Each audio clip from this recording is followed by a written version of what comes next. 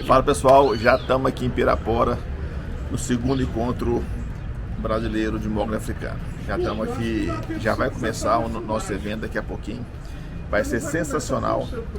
Fique com a gente para você poder acompanhar mais informações de última do mogno africano.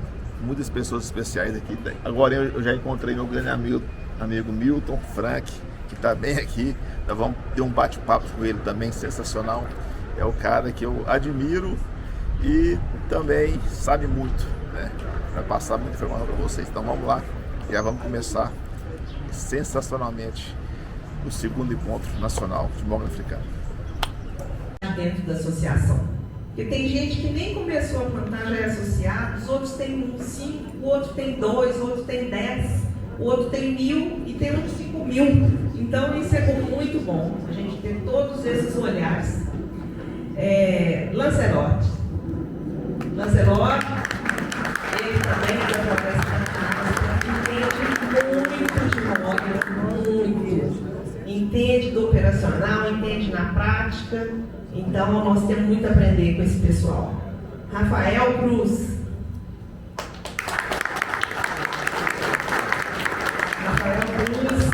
Da Caia Woods. Parceirão nosso desde o começo, pioneiro também, montou um negócio grande com investidores, colocou a ação na bolsa, nós somos investidores lá também, né? Acreditamos na gestão dele, no negócio dele. Tem 1.400 hectares aqui em Minas Gerais, perto aqui em Janaúba, em 2 florestas, e já está um passo além também, já está no mercado, está vendendo madeira, tem uma belíssima serraria, que é toda equipada da melhor qualidade, é o que tem de mais, é o que tem de moderno. Acho que é o do associado que tem mais condições de falar sobre serraria pra gente. E do tema que ele adora, que não larga dele, é do desbaste. Então, vai falar um pouquinho. Rodrigo Azevedo, Selva Florestal. Eita! Esse moço aqui é parceirão da associação também, né? Está sempre divulgando, é um incentivador das pessoas, faz um trabalho maravilhoso com o dono da Selva Florestal, como divulgador do mogno, consultor, plantador, vendedor de mudas também, né? E dá consultoria para vários, né, plantadores dentro do Brasil e para quem também quiser saber um pouco mais sobre todo o processo também.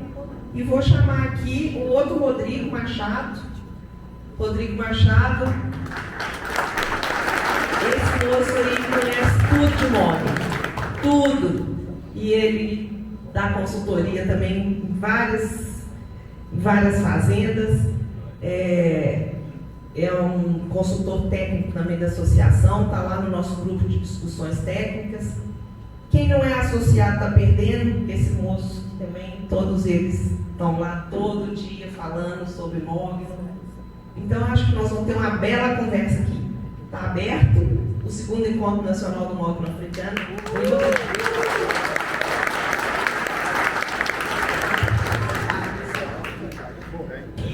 Quando a gente fala em terra, a gente fala, gente, quais são as licenças que eu preciso para plantar mogno africano? Esse é a Madajá, esse é o número 1. Número 2 seria o preparo do solo e os combates a formiga e pragas e doenças preliminares antes do plantio. Tem a implantação, tem a manutenção. Depois da implantação tem a manutenção da floresta. Depois tem, né, que eu diria o desbaste. Do desbaste a gente passa para o custeio, do custeio a gente passa para o corte, do corte a gente passa para o baldeio, do baldeio a gente passa para o transporte da madeira campo serraria, tá certo? Depois a gente tem o beneficiamento da madeira, do beneficiamento da madeira a gente tem o mercado. Então veja bem, são esses os temas das perguntas de hoje, tá certo? Então vamos começar no começo. Eu perguntaria aqui se alguém tem alguma dúvida na documentação que a pessoa deve obter para plantar órgão africano e como saber isso. Alguém aqui tem dúvida ou alguma pergunta para fazer sobre isso? Não fiquem com vergonha, perguntar é excelência. Eu gostaria de ser oficial. Eu comuniquei a Supran e IEF. Eu comuniquei a Supran e o IEF há 15 anos atrás. Está correto? Bom, primeiro passo, você tem que... Eu vou responder isso daí na legislação, alguém quer responder? Primeiro passo que você tem que fazer é o seguinte: você tem que conhecer muito bem a legislação ambiental do seu estado. O Brasil tem uma lei federal chamada Código Florestal. O Código Florestal, por mais que ele seja federal, ele não decide nenhuma parada no Supremo Tribunal Federal, porque se você tem uma causa que vai parar lá, o Supremo sempre vai optar por julgar pela lei estadual. Então, o que vale mesmo hoje, apesar de existir o código, é a lei estadual. Então, você vai verificar que nós temos vários estados na União. Alguns vão te exigir licença ambiental e outros não. Então, o primeiro passo que você tem que ter é saber que licenças o seu estado exige de você. E tem estados, como o Tocantins, que, por exemplo, ele exige licença ambiental, licença operacional e licença de corte para você cortar madeira. A licença de corte só vai tirar na época que você estiver cortando, mas a licença ambiental e operacional você tem que dar com ela antes do plantio, se o teu estado exigir. Se o teu estado não exigir, você não precisa tirar licença nenhuma. Então, o primeiro passo é você ir no órgão ambiental e saber as licenças que você precisa tirar para estar na sua legalidade total. Você, com esses documentos, você vai poder vender madeira, você vai poder transportar madeira, você vai poder ficar tranquilo que ninguém vai... Agora, se existe o seguinte, se você, por exemplo, no Tocantins não tiver uma licença ambiental, na hora de vender a madeira, o Cefaz, que na realidade é representado pela... é uma coletoria que eles chamam de nome, ele bloqueia a nota fiscal e você não pode vender madeira. Então, você tem que tomar cuidado com as licenças no sentido de você poder operacionalizar a sua operação. E a licença operacional, você tem que olhar também no sentido de poder executar a operação.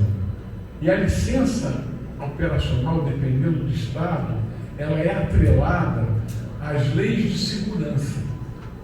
As leis de segurança, na realidade, é o seguinte: vocês já ouviram falar do PCMSO, PBMA? É uma sopa de letra que eu não consigo decorar, mas um é o seguinte: é um plano de medicina do trabalho e o outro é um plano de segurança do trabalho. No plano de segurança do trabalho existem algumas normas que você tem que cumprir. Os seus funcionários têm que usar EPI. Por quê? Você pode trabalhar sem EPI? Pode, mas o risco é seu. Se aparecer o fiscal e ver, é multa.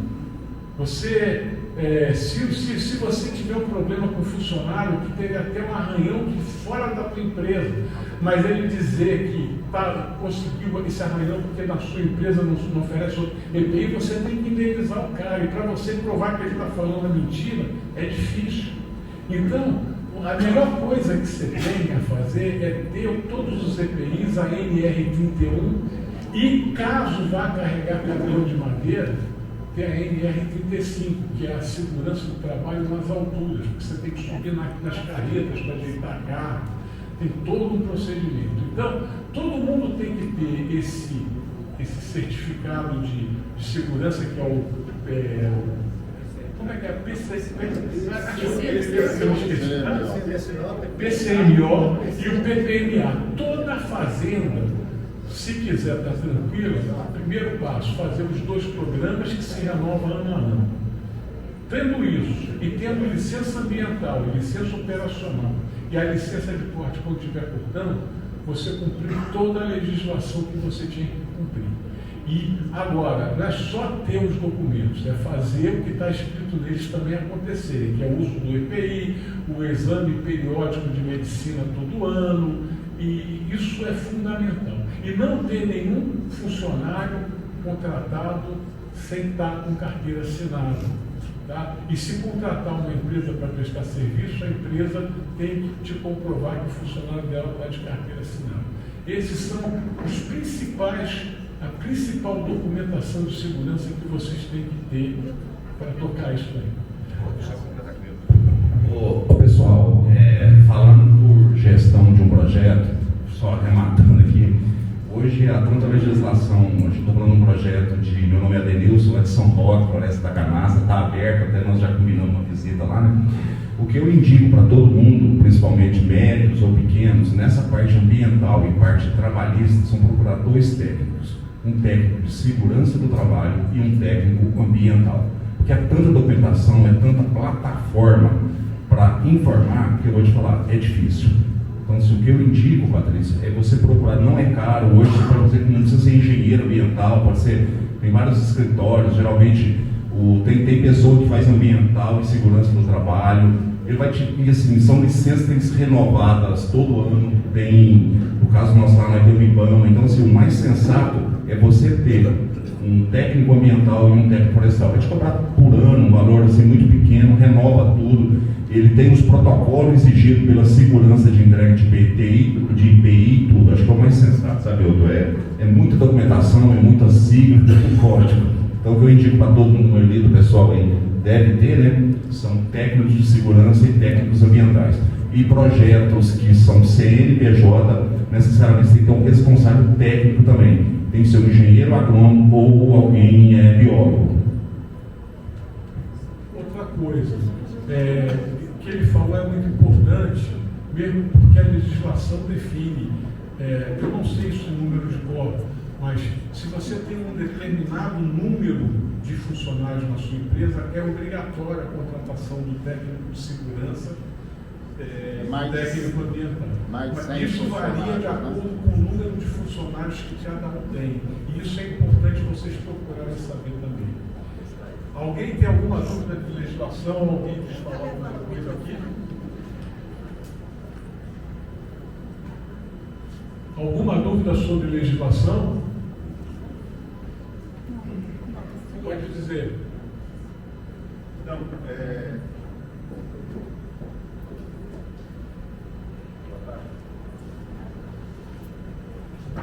boa tarde. Tá ligado?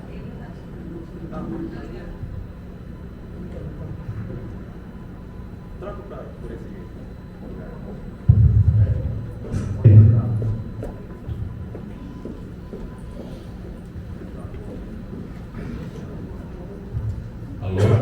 Boa tarde ou boa noite.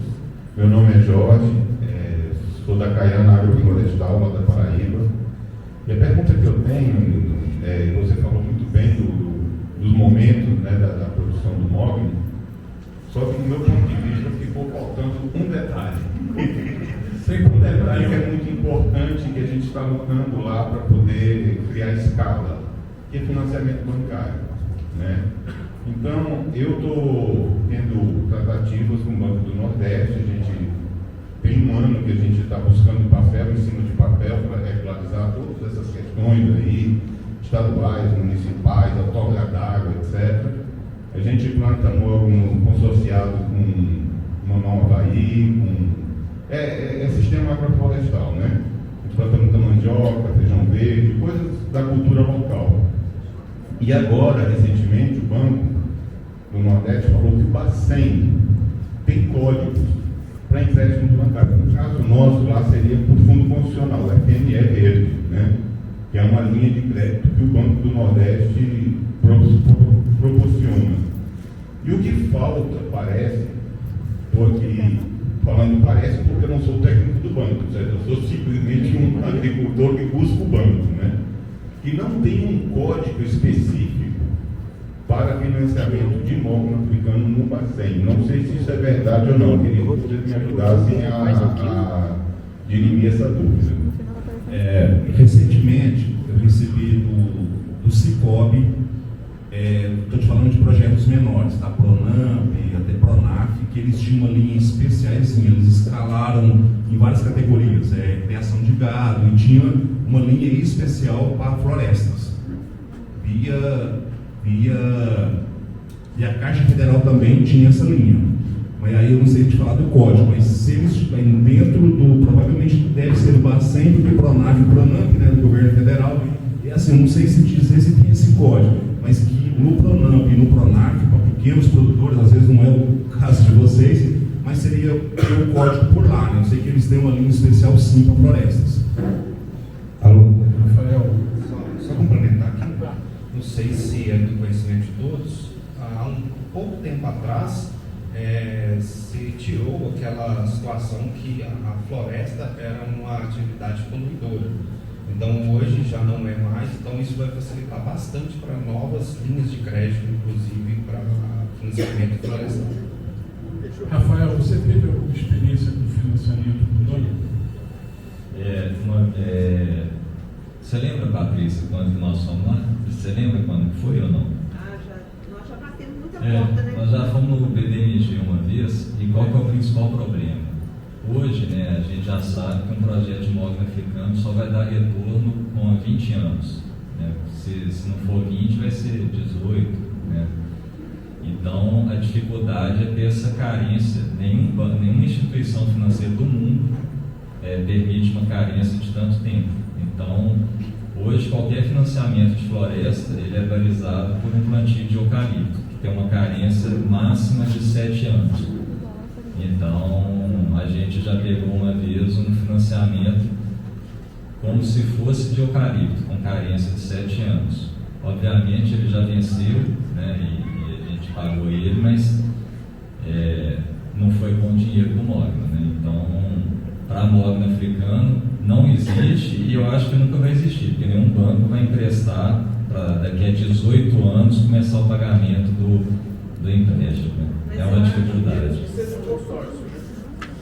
E junto, às vezes, até com outros associados, nós já batemos bastante portas, Banco do Brasil, Banco do Nordeste, BDMG. Não existe a cultura no Brasil de financiamento de longo prazo.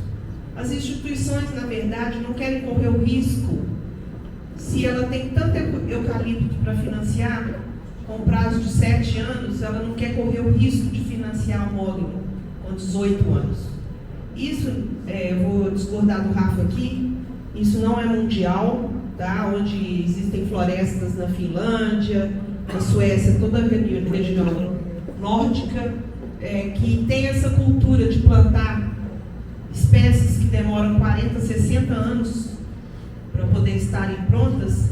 Então lá existe, e entende-se que vai ser uma coisa boa para o país e boa para o produtor e gerar renda, né?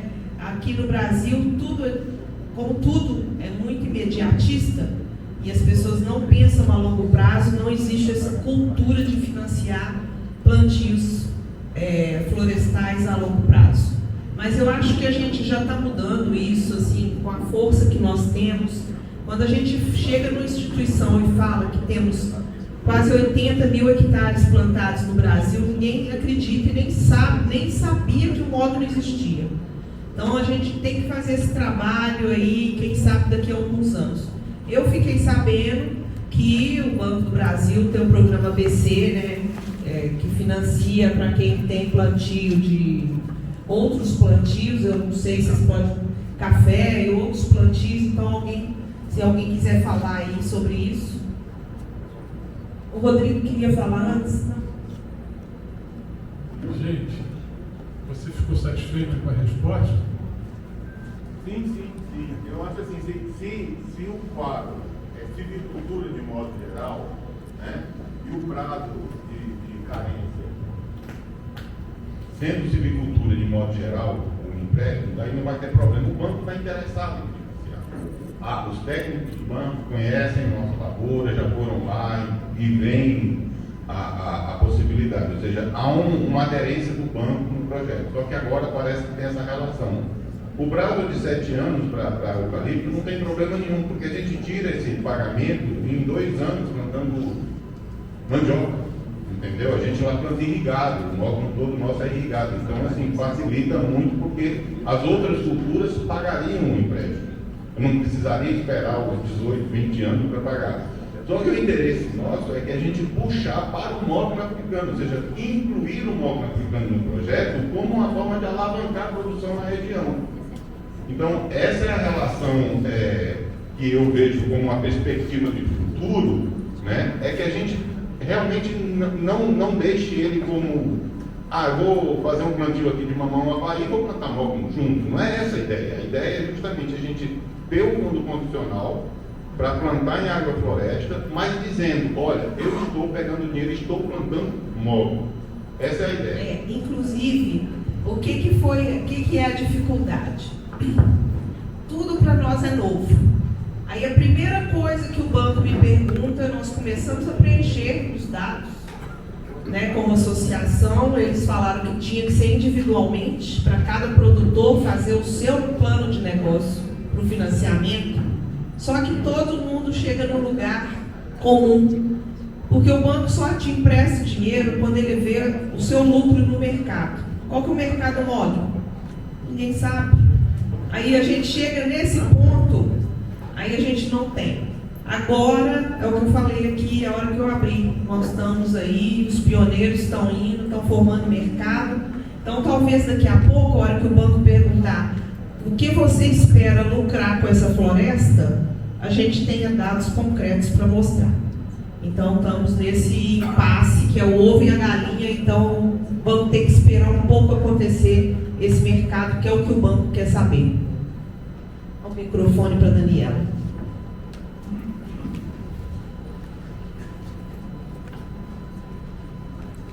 Oi, boa noite a todos. Assim, o que a gente tem tentado fazer, né, lá na FAEG, eu estou na FAEG já tem algum tempo, a gente junto com a CIEMA, justamente criar esse cadastro para poder ter um balizamento sobre o móvel. Só que assim, como o Rafa disse, uma cultura de 20 anos é muito difícil. Então, qual que é a nossa tentativa lá? É o financiamento vir na época da colheita, que é quando a gente já está super arrochado, já gastou tudo que tinha no plantio, no manejo, e precisa fazer um desbaste. Então, não seria um financiamento para o plantio, nesse primeiro momento. É o que a gente tem tentado fazer junto à CNA. Só que, de novo, igual a Paty falou, qual que é o problema? É a gente estabelecer um valor de mercado que justifique o empréstimo e o banco tem a garantia que a gente vai conseguir pagar com a venda do móvel. Então, é isso que a gente precisa bater firme e estabelecer esse mercado para ter pelo menos essa etapa de financiamento garantida. Não do início do plantio, mas sim, pelo menos na época da colheita, com maquinário, né? Que o custo todo mundo sabe que o custo é muito pesado. Tá bom? A questão é sobre declividade, né? Não é exatamente o preparo do solo, mas em terrenos que tem muita declividade. Tem algum limite que vale a pena plantar? Rodrigo Machado. Sobre a questão da declividade, a gente tem que tomar um certo cuidado para ela não ser tão severa, por alguns motivos. Primeiro, a manutenção se torna dificultosa. E a gente tem um fenômeno que acontece com as árvores, que é o deslocamento do cerne.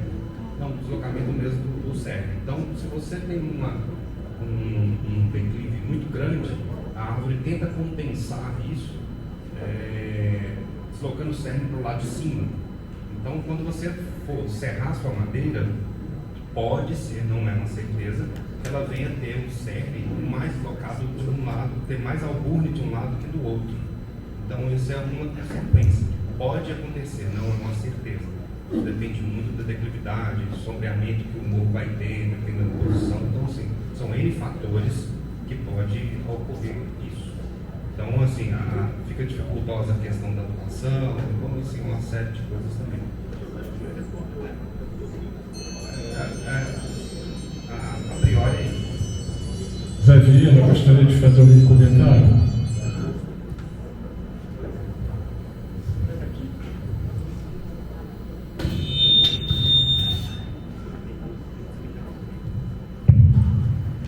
Ô Milton, eu acho que se pode plantar em qualquer lugar, desde que você tenha licença para isso. Né? Logicamente, o Rodrigo falou o seguinte, você tem algumas restrições ambientais de topografia, e realmente existem restrições ainda, acima de 45 graus e tal. E, logicamente, você vai passar por alguns um manejo diferente da área mecanizada. Custo mais caro, tipo de adubo, você vai conseguir subsolar, dependendo da habilidade? Não vai. Você vai ter uma diferença de arranjo de planta, a adubação sua vai ter que ser localizada, algum manejo que você vai ter que diferenciar, fazer diferente por causa disso, contando com possibilidade de diferença de incremento. Mas existe agora, por legislação de Minas, se não me engano, se eu estou lembrado, até acima de 45 graus tem restrições que você não pode plantar. Agora, vai subsolar? Vai. Você consegue subsolar até uma certa atividade, sempre que se indica que não se faça morro abaixo, para evitar erosão, alguma coisa, questões técnicas para isso, mas no geral é dificuldade que você, é custo manual que você vai ter muitas vezes que tem que trabalhar com isso, que vai te custar mais caro em várias situações. Tá?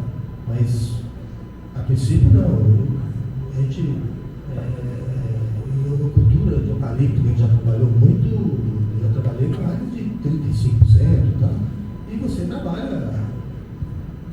É o tipo de coisa, se você puder escolher, vai para a área plana. Se você não tem, planta onde você tiver. E aí você tem que tentar adaptar e ajustar algumas coisas em função da liquidez que você tem. Deixa eu só completar aqui a opção dos pessoal, boa noite. Eu sou da Floresta da Canastra. Sobre esse plantio em declividade, a gente esse ano efetuamos um plantio lá de 40 hectares e foi numa área, José, você acabou de falar aí, em Minas Gerais não pode passar de 45, mas alguns lugares que nós conseguimos licença passa de 45. Não teve a restrição. Nós conseguimos, dos 40 hectares, apenas em 3 não ser mecanizado. Tudo que a gente foi fazer com trator, a gente fez nível, mas a hora que vai roçar, bater herbicida, é tudo morro abaixo. O trator desce, lá embaixo nós fez uma praça de viragem ao redor do talhão todinho, 6 metros de largura. Então o trator desce, pega a estrada, sobe, volta, desce, sobe, volta. É um custo um pouco maior, mas é a área que a gente tinha para plantar.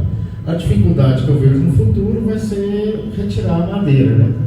Esse eu acho que vai ser o maior problema, além do deslocamento de alburno, que é o cerne da madeira. E outro ponto da ladeira que a gente tem, aí lógico, é custo, mas a gente tem, um exemplo em fazendas de café, que o cliente, sei lá, o produtor tem lá 800 hectares de café e ele tem uma ladeira lá de 200 hectares. Então, eu tenho uma propriedade, gosto, não sei o que, quero plantar. Eles fazem platô com trator de esteira, entendeu? Estão fazendo as estradas. Os platô têm um custo, com certeza, mas você se torna um plantio plano. Lógico que tudo manual, né? Mas assim, melhora muito. Você pode fazer, às vezes, os platôs maior para entrar com o trator, mas lógico que é o custo de máquina na hora. Mas a hora que você dilui isso no custo que está a terra, às vezes vale a pena, tá? Eu fiz essa conta, assim, a gente trabalha também muito com café e eu tenho certeza, se você pegar uma área, tem uma fazenda toda em declínio, eu quero plantar plano. Se você fazer os platôs, vai resolver seu problema.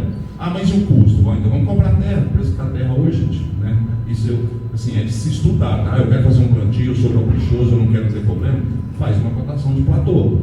Vai fazendo os platôs, você não vai ter problema.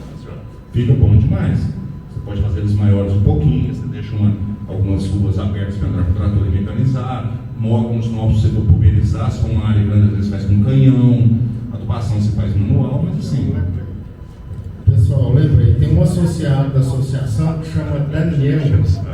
Ele reside em Franca e tem uma fazenda em São Roque, comprou 100 hectares. Ela dá uns 40 graus de declividade. Ele fez ela todinha no platô e é tratorável. Quem quiser disponibilidade de visitar, eu tenho o contato dele para ir lá ver. Já deve estar com 8 anos o plantio.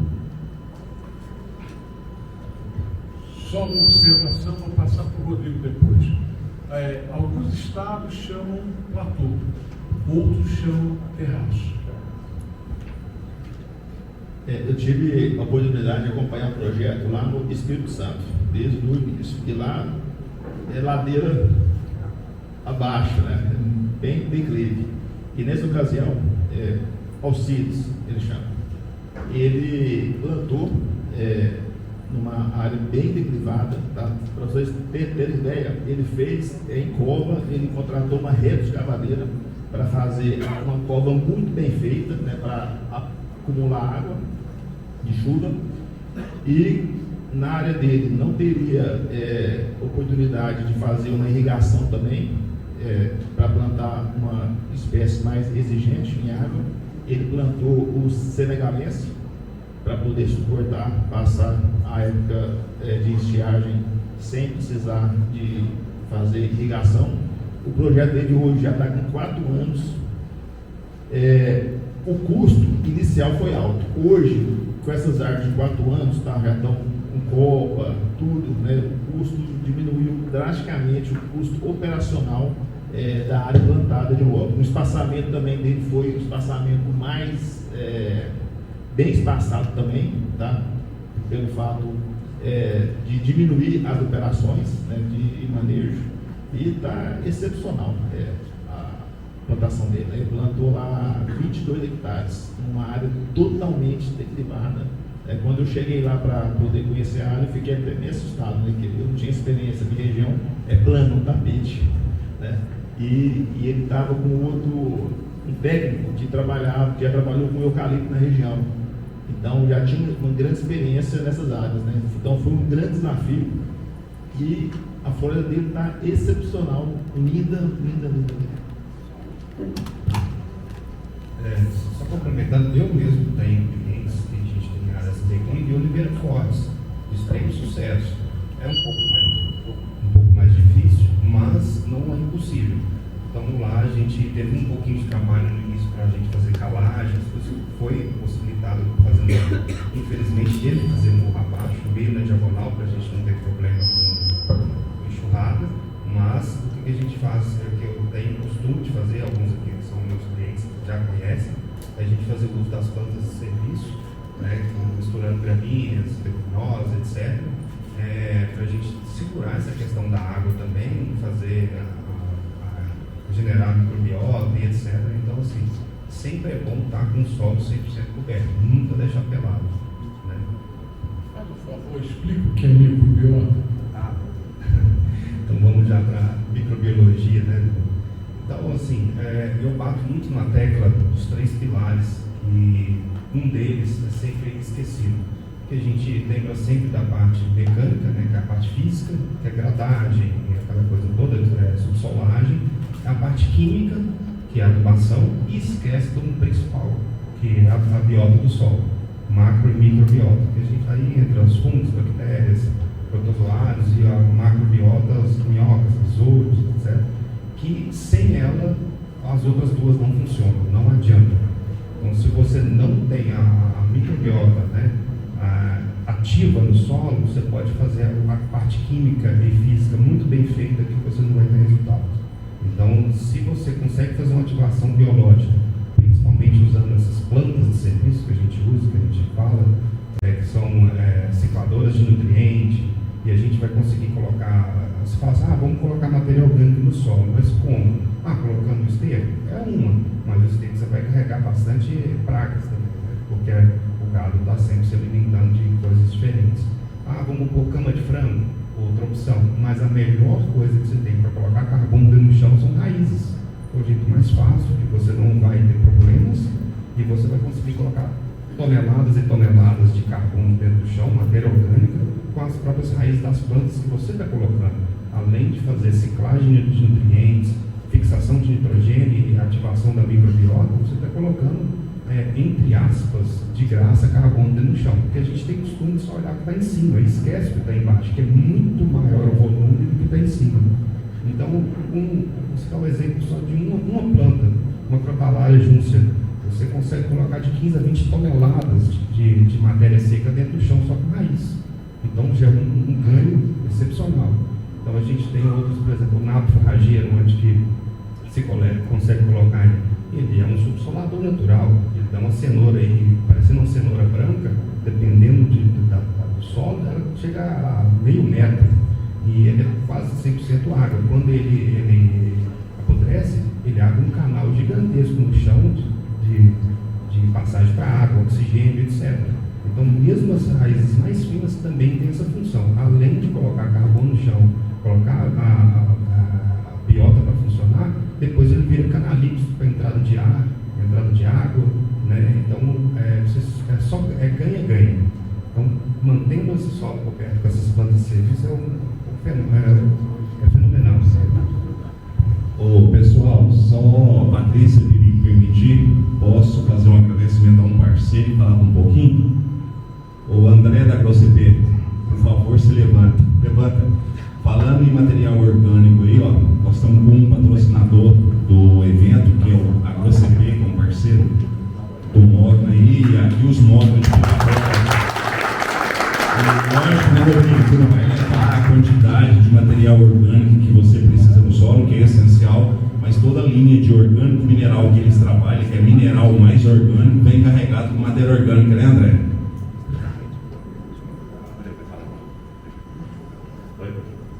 Boa noite, pessoal.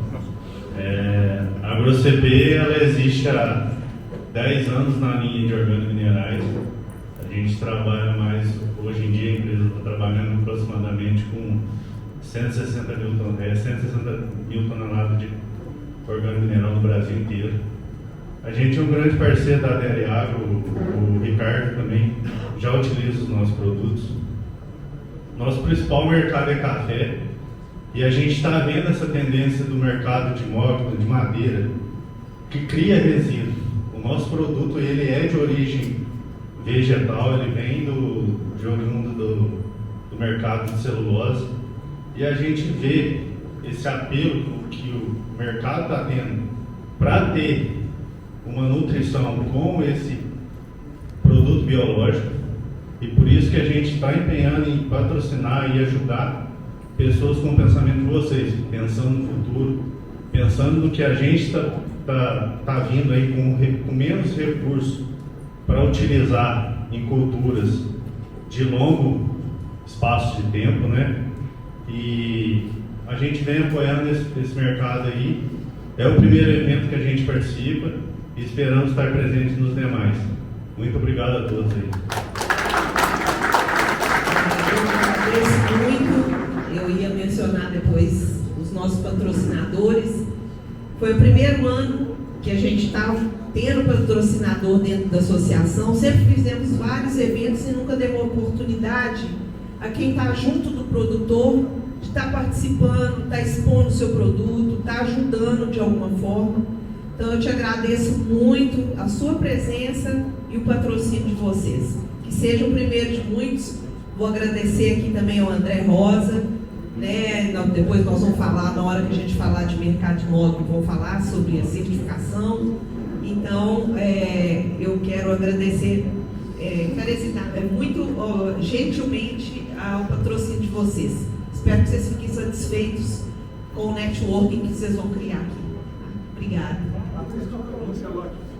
André. Pessoal, só completar o que o Rodrigo falou e a pergunta deles, o plantio nosso lá da ladeira, a gente começou a preparar ele 1 ano antes, Rodrigo. Gastamos em 50 hectares aproximadamente R$300 mil de trator de esteira. Preparamos o solo, corrigimos calcário, gesso e fósforo, área total, 1 ano antes. Após a correção, semeamos a braquiária resistência. No próximo ano da frente, a gente fez o plantio caproca de plantar seringueira, localizado para não mexer no solo por causa da ladeira. Aí ele faz uma coroa. Nessa coroa, só para vocês terem noção, foi colocado 1 kg de iolim, 20 litros de composto orgânico e um produto à base de cálcio e magnésio puro na faixa de 2 kg por berço, né? Que ali é o berço que vai plantar a plantinha.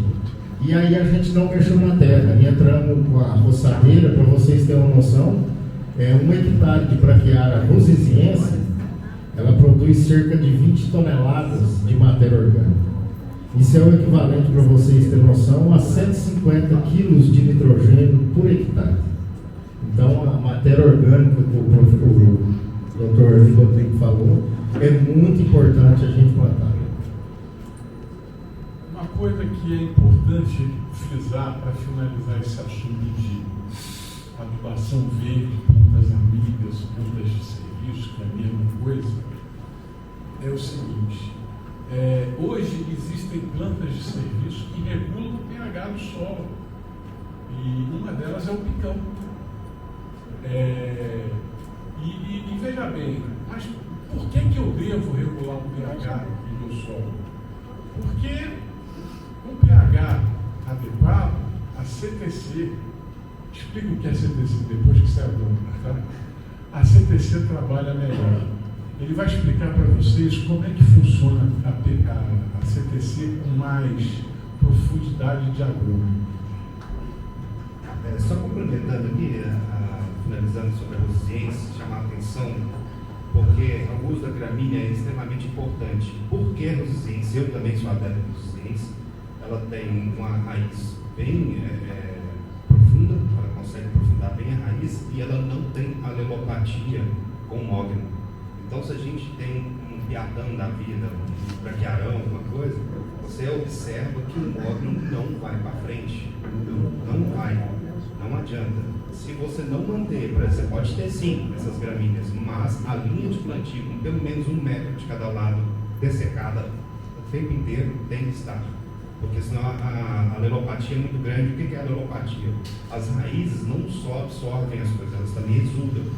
Alguns resultados, por exemplo, o resultado de metila, alguns outros resultados são tóxicos para as outras plantas. Então a gente observa que algumas plantas não nascem nada embaixo, mas porque tem sombra, não, é alelopatia mesmo.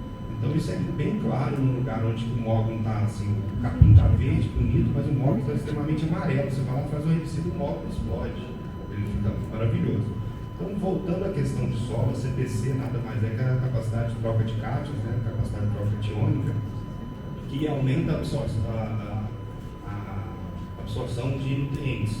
Então, a principal meio de se aumentar a CTC é um material orgânico, tá? ou argila. Então, se você tem matéria orgânica, ou colocada artificialmente, ou com as plantas, você tem um aumento de CTC muito grande e sua economia de adubação também é enorme, porque quando você tem essa parte em dia, da CTC em dia, que é o controle do pH também, né? E junto com o controle do pH, você vem com o controle do ferro e alumínio tóxico. Todo mundo presta atenção, a maioria dos agrônomos hoje no Brasil presta atenção só no alumínio e esquece do ferro. Tá? Se você tem excesso de ferro, você tem adsorção de fósforo que não deixa depois sua planta arrancar.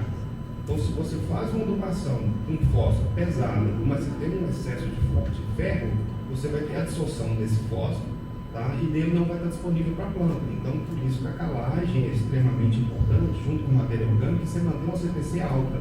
Então, essa capacidade de troca de cátions é extremamente importante para você fazer uma adubação e essa adubação ser convertida em madeira.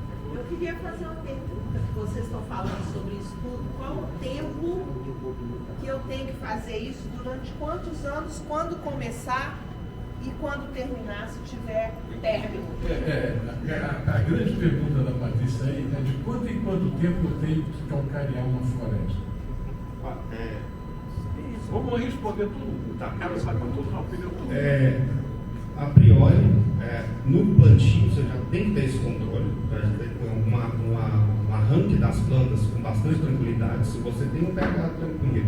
Perguntando um pouquinho, eu quero agora, Rodrigo, vou te fazer uma afirmação que a gente vê em floresta, não sou agrônomo, sou curioso e trabalho um pouco em gestão, a gente vai acompanhando o pessoal e vai vendo. O que a gente percebe, Rodrigo, eu quero que você me fale se essa afirmação minha é uma pergunta como participante também.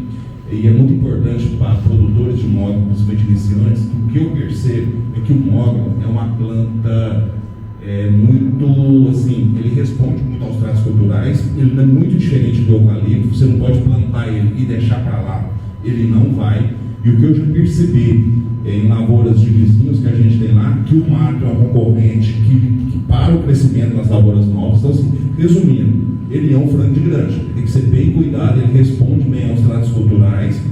Então eu queria, Rodrigo, que você comentasse tecnicamente, como doutor aí, essas afirmações minhas, se elas procedem, se são verdadeiras. São totalmente verdadeiras. Então, um mogno, como o eucalipto, erroneamente, o povo fala, vamos plantar eucalipto na pior área da fazenda. Isso não existe, né? Ele não vai ter produção. Então, o mogno tem que ser tratado com muita atenção, mas com muito cuidado, com um mogno extremamente responsivo a alguns adubos, principalmente ao nitrogênio. Ele é bastante carente em magnésio, né? E o magnésio é ligado diretamente à fotossíntese. Então, se a gente deixa cair muito a questão do magnésio, que já entra na calagem, você já entra corrigindo isso, seja ele com calcário, com silicato de cálcio magnésio, etc., você já tem um ganho muito grande nessa questão. Porque se você tem fotossíntese, você tem energia, você tem produção de madeira. E lembrando, a gente nunca está produzindo árvore, a gente está produzindo madeira. Então a gente tem que lembrar sempre disso. A adubação tem que estar sempre em dia, tá? Sempre em dia, principalmente na entrada da seca. Um erro que eu já cometi várias vezes e aprendi com meus erros é achar que planta só se aduba na época de águas. Não, na época da seca principalmente. Porque o que acontece? A planta, a natureza é muito sábia. Se ela não tem energia, o que ela faz? Ela trava, ela para. Né? E muitas árvores, principalmente as caducifólias, o que elas fazem? Elas jogam folha fora para economizar energia. Então a gente vê muita árvore pelada, o IP é uma, né? O cedro australiano é outra, seringueira. Então são plantas caducifólias. O que elas fazem? Elas jogam as folhas tudo fora para passar a seca bem e depois ela volta. Né? O mogno não é caducifólio. Então a gente tem que ter muito cuidado na hora que a gente terminar as águas, preferencialmente um mês, no máximo 2 meses depois, a gente entrar com adubação foliar, tá? Para manter essa energia em dia, tá? Eu falo isso até no meu Instagram, eu falei isso recente, até agradecer o Giba da Radix, que está aqui, pessoal, o Thiago, o vídeo foi feito lá, mostrando a questão do mogno, tem uma questão do tombamento. O que acontece? Ele vem sem energia. Quando chove, ele é muito responsivo. Então ele quer disparar, ele quer ficar louco para produzir folha, né? E o mogno é de folha composta, porque a gente vê aquele galinho lá, tudo uma folha, e os folhinhos que compõem a folha crescem muito rápido. E se ele não tem energia, não está com alguns elementos em dia, como cálcio, magnésio e potássio principalmente, a lignificação da madeira, que é a segmentação da madeira, não acompanha o crescimento da copa. O que ele vai fazer? Ele cresce muito a copa e tomba. Então ele fica copa quando ele morre. Alguns de vocês já devem ter passado por isso aqui, ter que amarrar o mogno, alguma coisa. E o mogno também não aceita ser amarrado, ele tem que ser estaqueado. Então, tomar muito cuidado com isso. Então aí você levanta ele, espera depois a chuva estabilizar, faz a adubação, em 30 dias ele já está beleza de novo. Pode ser, solta a paisagem.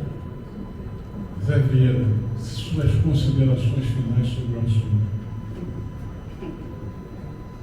Não. A gente tem um mogno. Infelizmente, hoje nós temos algumas certezas e centenas de dúvidas. Né? Então, assim, a gente no dia a dia tem que ir aprendendo. A questão de no preparo de solo e nutrição, e o que o Rodrigo falou é o seguinte: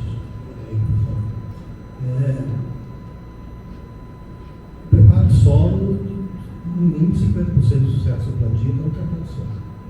Subsolagem correta, profundidade correta e aproveitar para fazer as devidas adubações, principalmente fosfatadas. Nós estamos na região do Cerrado, Minas, por exemplo, que tem, no geral tem uma deficiência de fósforo normal, que tem que ser corrigido, e fósforo é imóvel no solo. Então você tem que colocar ele embaixo. Aproveitar a subsolagem para isso. Agora, no dia a dia, o que adubar, quando adubar, existem várias dúvidas ainda. O que a gente sabe é o seguinte: árvores, no geral, o que o Rodrigo falou é o seguinte: no período seco, ela tem um desenvolvimento de diâmetro. No período de chuva, ela cresce a altura. Qualquer árvore cresce. E adubar no período seco, normalmente, dependendo da condição, você tem que ter ou folhear, né, ou então fazer adubação com alguma umidade ainda para esse adubo poder ter algum deslocamento no solo. Esse é o cuidado que tem que ter, tá? Principalmente em base de potássio, de final de chuva, é isso, para dar sustentabilidade para a planta. Tá? Nós, especificamente, em nosso projeto, a gente trabalha com o grande foliol e o senegalês. Existem respostas bem distintas e muito específicas das duas espécies, em função principalmente de adubação. Nós fazemos monitoramento anual de solo, de folha, mas você tem que fazer e, ao que você tiver resultado, vai para daquilo que eu faço com isso. Tem que ter uma referência para a adubação do solo. Você tem um solo um pouco mais tranquilo você fazer essa análise, mas na folha você tem que ter uma referência de onde você quer chegar. E é uma das grandes dúvidas que a gente tem no módulo ainda, do CAIA. Onde a gente quer chegar? Como é o caso de irrigação. É uma coisa. Tem planta, o módulo é muito responsivo à água, principalmente no grande folião. Muito. Agora, quanto colocar de água? Não existe curva de evapotranspiração do CAIA. Nenhuma. Em lugar nenhum. Nem na Austrália, que planta muitos senegalenses, que já teve lá olhando, não faz. Então, assim, o que vai colocar de irrigação? 10 litros por dia? 30? 60? Quanto? Ninguém sabe. Hoje nós não temos várias dúvidas, nós temos que buscar ainda.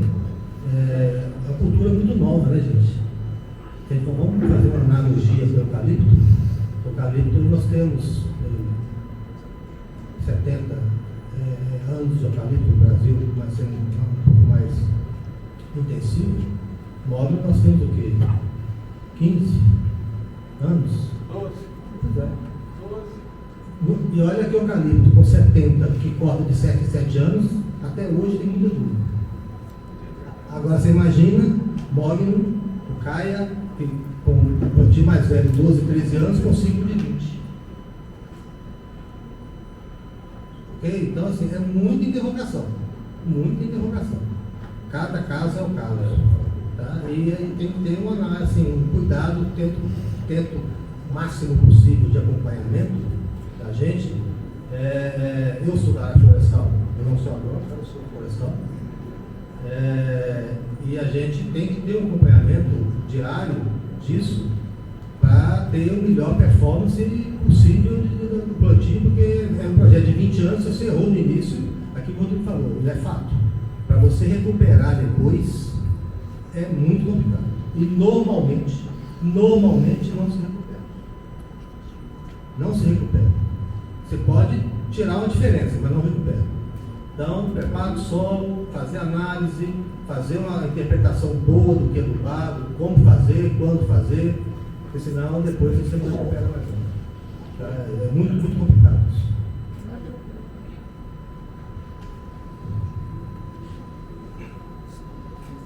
Webermar, você ainda tem a pergunta que você levantou o braço? Não, nós ficamos pensando aqui se o próprio reaproveitamento Oi. Se o próprio reaproveitamento do que se tira do mogno, por exemplo, no desbaste, eu estou com uma máquina construí uma máquina para fazer maravilha. Terminamos agora. Se eu poderia agregar alguma coisa e retornar para a madeira dessa matéria-prima, retornar para o campo. Pode. Espera aí. Deixa o Lancelotti falar. Rodrigo, você fala? Lancelotti? Primeiramente é o seguinte, para você processar, você não pode julgar a maravilha, pronto, fez a maravilha e voltar para a lavoura. Primeiramente, a primeira doação sua, nitrogenado e nitrogênio, e a microbiota que está com seu carbono e nitrogênio, entre aspas, regulado no solo, você vai desequilibrar, porque vai roubar nitrogênio para decompor essa maravilha. Eu sugeria talvez você fazer uma compostagem, né? E depois do material pronto para uso, você voltasse para a lavoura. Existe sim, dentro da sua pergunta, a própria ciclagem de nutrientes, mas no café eu sei, no mogno ainda não se tem trabalho, que é o que a folha cai, quanto cai, a braquiária que está ali, quanto que cicla de nutrientes. Mas no caso da maravilha é isso, você não pode usar ela crua. Outro ponto importante também no resíduo dentro da floresta é a questão da broca, tá, gente? Ele é um inseto carniceiro, ele a hora que você corta a árvore, ele vem pelo cheiro do cheiro da árvore nova, se você deixar resíduo. O que o Denilson quis falar é que quando surgiu esse assunto broca e mogno, a gente, com um dos maiores pesquisadores da América Latina de broca, o professor Carlos Fleshman, de Ilha Solteiro, desenvolvendo durante 3 anos, capturando, viu a altura que voa. Então é assim, na seca, você pode cortar, pode deixar a árvore, na nossa região, deixar a árvore lá dentro da floresta, que a broca que causa a morte não entra. Nas águas, se você cortar, a planta vai estar em extrema atividade, ela vai exudar um cheiro etílico, vamos falar entre aspas, e a broca vai perfurar. Das 196 árvores que nós encontramos na nossa floresta, apenas uma morreu.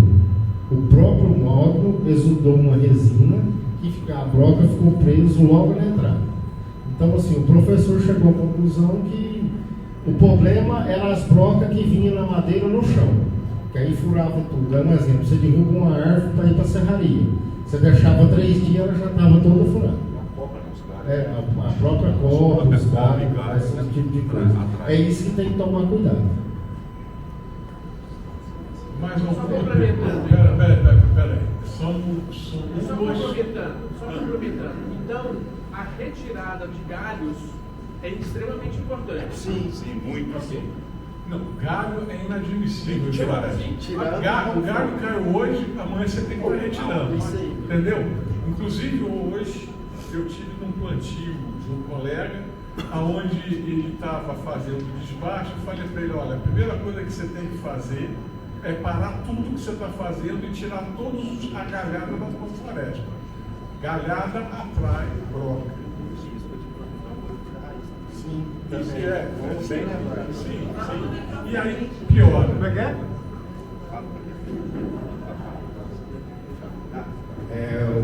A galhada também, ela aumenta muito o risco de podridão branca da raiz, que é a morte súbita do mogno, né? Então você tem a árvore apodrecendo ali, é um prato cheio para a gente ter problema. Né? Falando só da broca aqui. Então uma broca, uma microbroca, você falou do Dr. Carlos, também sou bem parceiro dele, toda a captura que a gente faz no Brasil inteiro, eu reporto a ele com tudo. Né?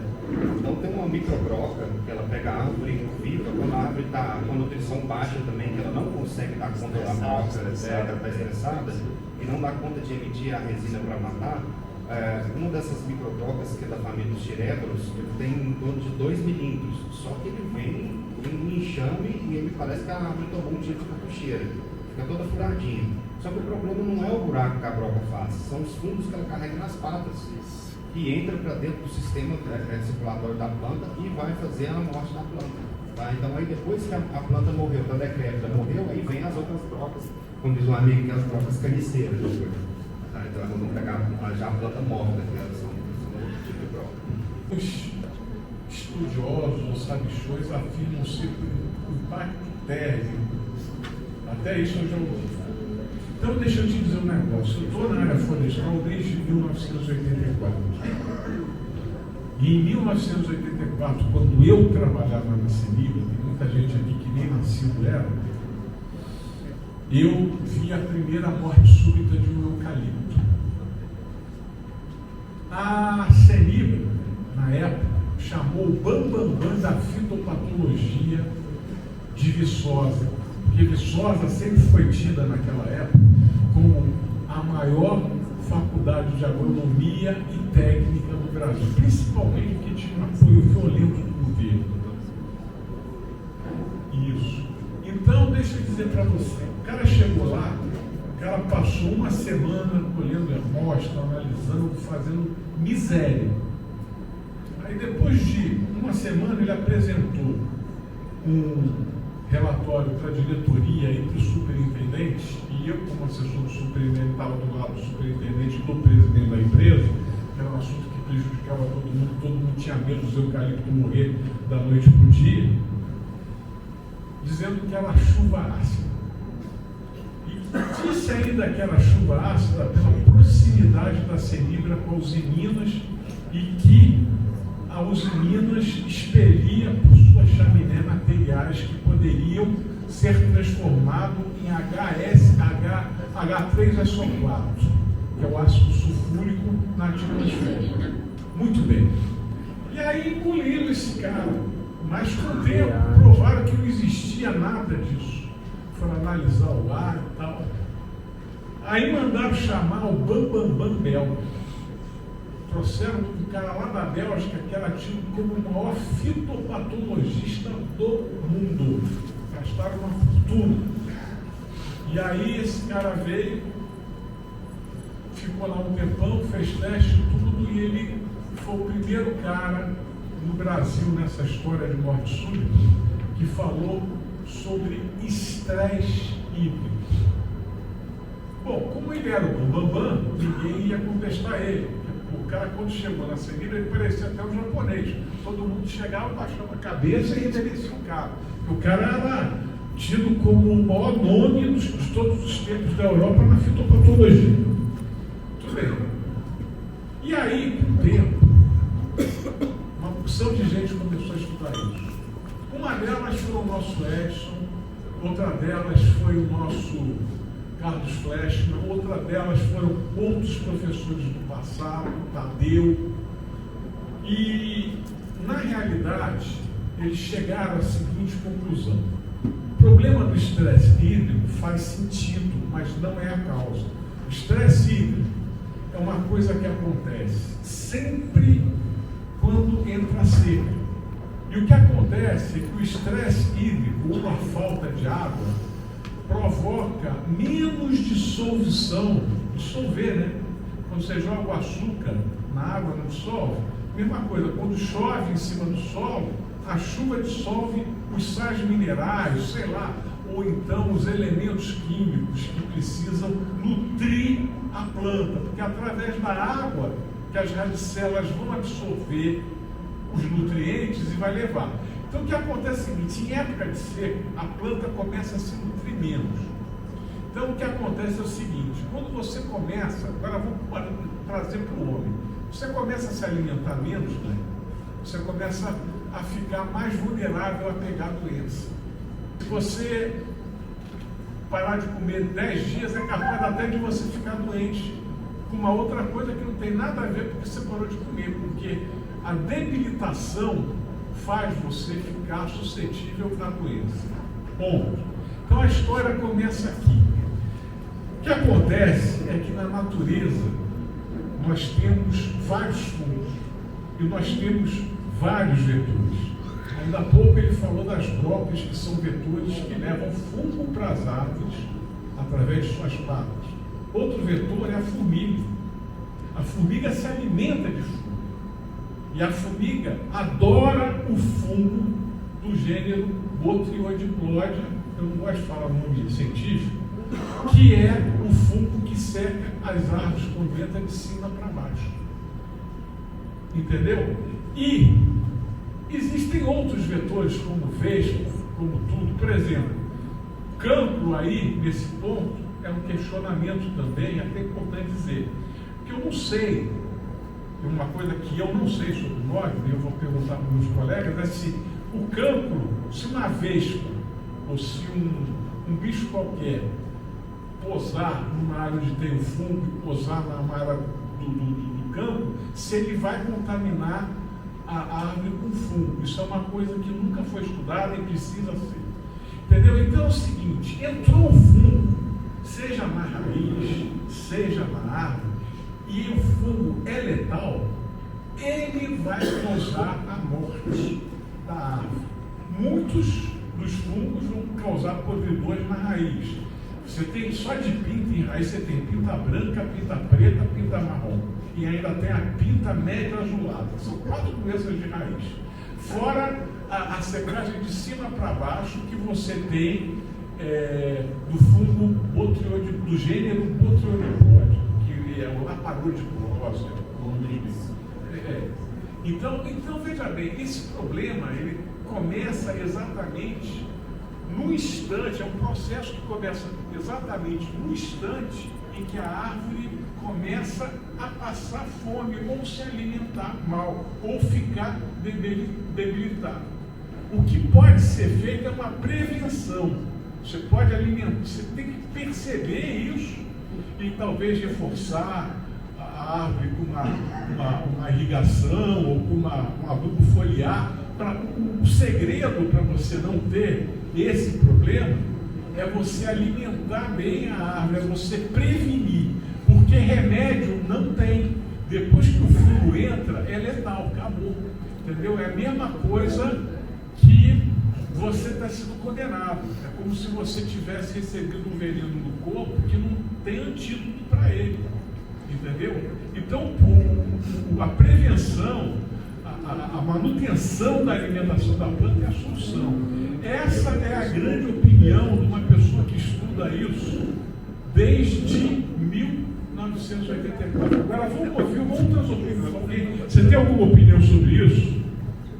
Sobre a questão da morte súbita.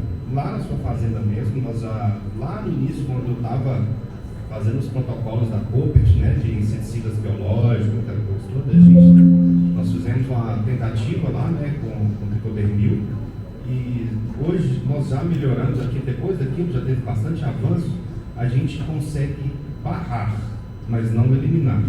Tá? A gente consegue dar uma amenizada com outros fungos, não só o tricodermil, a gente já aumenta inclusive a bovéria também, e a Isaria fumoserosa. Juntando 3 fungos, aí a gente consegue dar uma barrada. O tricodermil funciona? Sim, a gente tem que fazer sequência de aplicações. Então, aí a gente vai fazer fungo contra fungo, porque ele além de a parte física, né, que ele cresce muito, ele faz a produção de antibióticos também. Tá? O Milton, eu concordo bastante com o que o Milton falou. Uma planta bem nutrida, ela não é suscetível a pegar doenças. Então, uma coisa muito interessante que a gente vê no mogno, na época da seca, é o amarelamento muito forte do mogno. A gente fala, gente, mas eu estou dando comida, ele está ficando amarelo. Mas isso aí são questões acumulativas. Por exemplo, o estresse hídrico. E como que a planta regula a perda de água? Né? Com abertura e fechamento de estômagos, que é a mesma coisa dos nossos poros. Então, o estômago é uma bocona que a folha tem. Então, chega na época da seca, a planta também é esperta, fala, não vou perder água, fecha os estômagos. Só que nesse fechamento de estômago, o que acontece? O CO2 também não sai. A folha vira uma panela de pressão. Então, ela começa a cozinhar, literalmente cozinhar. Vai até morrer. Aí essa folha é expelida. Então, quem que ajuda no controle estomatal? Potássio. Então, o potássio ele é um elemento que ele não atua diretamente em nada na célula. Ele sempre ajuda alguma outra coisa a funcionar. Ele não faz nada diretamente. Então, o potássio ele é muito importante para ativação enzimática, principalmente na questão do controle estomatal. O magnésio também participa nisso, porque tendo o controle estomatal, entrada e saída de água, você tem fotossíntese. Então é uma cadeia, é um dominó. Então a gente tem que manter essa nutrição muito em dia. Igual eu falei, chegou na seca, antes de acabar a umidade do solo, a gente faz uma adubação foliar para ter continuidade dessa energia e o funcionamento da planta. Agora não adianta nada, você está na extrema seca, você vai lá e faz uma injeção na veia, que é a adubação foliar, você vai estressar mais ainda a planta. Por que ela vai fazer? Ela vai querer vegetar e não tem água. Como que ela vai produzir? A fotossíntese depende de água para acontecer. Né? Então, se não tiver um mínimo de água, a hora que você der essa energia para ela fazer energia e reservar, você vai piorar a situação.